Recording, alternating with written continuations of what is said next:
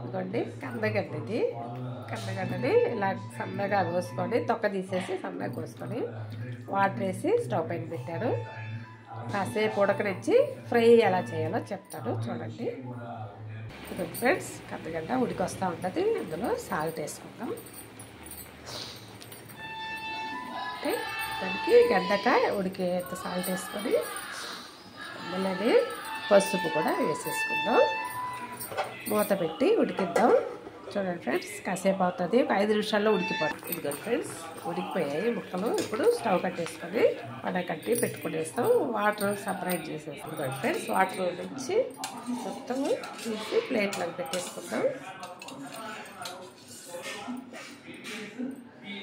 ప్లేట్లో పెట్టేసుకున్నాను. ఇప్పుడు ఇలా దీనికి కారం, ఉప్పు, పసుపు, మసాలా పట్టేస్తాను చూడండి.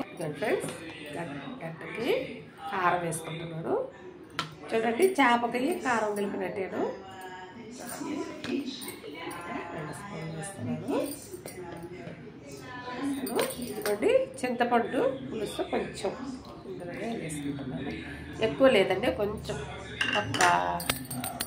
ఒక ఇంత చిన్న సైజులో తీసుకొని చింతపండు అది ఊరికి పైకి కలుపుకుంటాను. కలిపి ఇప్పుడు సాల్ట్, పసుపు వేసేసాం కాబట్టి ఇప్పుడు సాల్ట్, పసుపు అవసరం లేదు. ఇప్పుడు కారం, చింతపండు వేసుకున్నాను. చూడండి ఫ్రెండ్స్, ఇలాగా కలిపి ముక్కలకి చూడండి, ఇలాగా కలిపి ముక్కలకి కారం పట్టించి చూడండి, ఎరక్కుండా ఎక్కువ ఉడకకూడదండి. కందగడ్డ కరెక్ట్గా ఉడకాలి.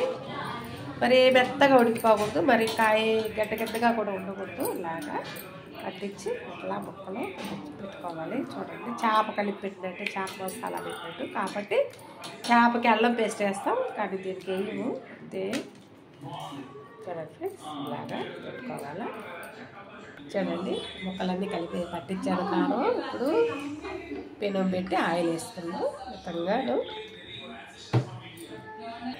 ఎందుకండి వేగింది, పట్టేసుకుందాం. ముక్కలు కూడా వేసేసుకుందాం. ఎందుకంటే ఇట్లా వేసుకొని ముక్కలు ఎర్రగా వచ్చేదాకా వేయించుకుందాం. చూడండి ఫ్రెండ్స్, కందగడ్డ ఫ్రై ముందలు తీసేసుకుందాం. చూడండి, ఇంకా ఫ్రెండ్స్, ఈ కూర కూడా మళ్ళీ వేసుకుందాం. చూడండి, ఇలాగా వేసుకొని వేసుకుందాం. ఇంకా ఫ్రెండ్స్, మళ్ళీ కందగడ్డ ఫ్రై ఉడుకుతా ఉంది. కాసేపు చూడండి ఫ్రెండ్స్, కందగడ్డ వేగింది. ఇప్పుడు తీసేసుకుందాం అందులోకి. చూడండి ఫ్రెండ్స్, చేసిన కందగడ్డ ఫ్రై కలిస్తే చాలా బాగుంటుందండి. ఇలా చేసుకోండి.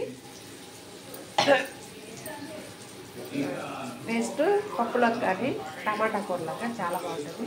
నమస్తే అండి, ఉంటాను.